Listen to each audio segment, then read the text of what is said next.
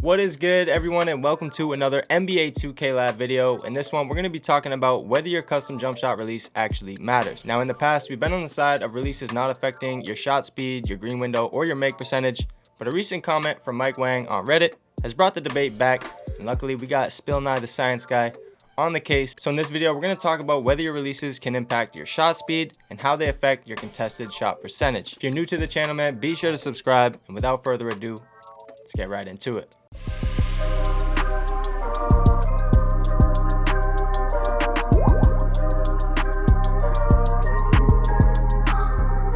When we talk about releases, we're talking about the release 1 and release 2 options in the custom jump shot creator. These releases change the cosmetic look of your jump shot and how high the release point of your shot is. Now, our stance on releases has been consistent since 2K19 when we first started looking at them. However, this most recent post from Beluba on Reddit has brought this stance into question. As you can see in the post, it's a pretty complicated formula when determining contest level, but we can gather that the one thing the shooter can change besides the shot selection is their release to help reduce the contest level. The position of the ball at release compared to the contest is relevant, with higher, further behind the head releases being a little bit more ideal. Here you can see a screenshot of the 2K19 Premium 2K Lab section related to releases and identifying the hardest release to contest. So we've been doing this a while, and Beluba's recent comments seem to confirm this idea. In these clips, you can see some shots from the same shot base, shot speed, shot rating, and player. The only variable here is they have different releases. We used a high release in Larry Bird and a low release in release 159 to show the different shot contest from the defender. You can see that the Bird release was consistently getting contested much less than release 159, with the only variable here again being the different releases. So now that we've determined that higher releases do help with contests, there's another question we're asked every year, and that is, do releases change the shot speed? And it's a fair question because the animations can look a little different, so we'd assume the speed of the shot is a little different as well, but we believe the answer to that question is actually no, and they do not change the shot speed. To test this theory, we wanted to find the earliest shot timing a shot can green with two different releases but with the same base, and to do this we have to find the green window. For those that don't know, the green window is the window of time of your shot timing where the shot has a chance to be green, and just because you're in the green window doesn't mean it will always be a green. Now, the edges of the green window have a much lower chance of greening than the middle, but badges, ratings, hot zones, and jump shot boosts all increase the RNG of a shot being green when timed well. Now that we got that out of the way, for this video we manually tested these green windows in order to show you exactly how we're testing them. Normally we have this process automated with the results shown on the premium side of our website. First, we'll start with Wade base and Bird release on quick speed.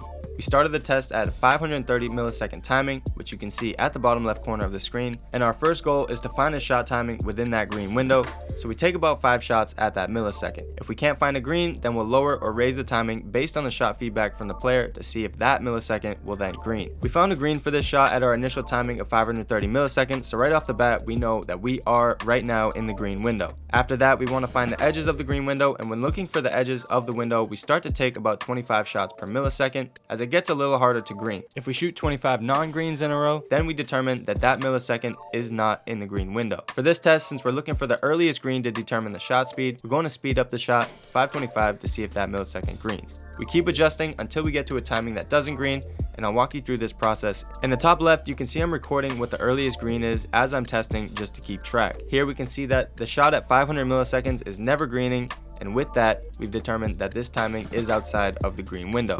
So we know now that 505 milliseconds can green, but 500 milliseconds can't, which means we have to work our way back to 505 to find the exact timing of that earliest green. Now we're working back, so we'll start with 501 and we'll take 25 more shots to see if it greens. And as you can see by the footage, we got a green within those 25 shots, so we've determined that Wade base with the Bird release, the shot speed is 501 milliseconds. Now we'll look at the same exact shot except with different release and Barnett to compare shot speeds, and we'll start at 505 since we already have a basic idea of when the earliest green should be. We did the same process of taking 25 shots per millisecond until it greens, or until we saw 25 non-greens in a row. And we found a green at 505 once again, so we then moved to 500 and couldn't find a green, and now you can see we're starting to follow the same pattern as the last shot with Bird release. So we found a green at 501 milliseconds with Barnett release, which was the same speed as Bird release, and we've tried several different releases with this same method, even the ones with different blendings, but we always got the same 501 milliseconds as the earliest green. We even tried a popular release in Aldridge, and as you can see, got the same exact timing as well, so we can confidently say that releases do not change the shot speed.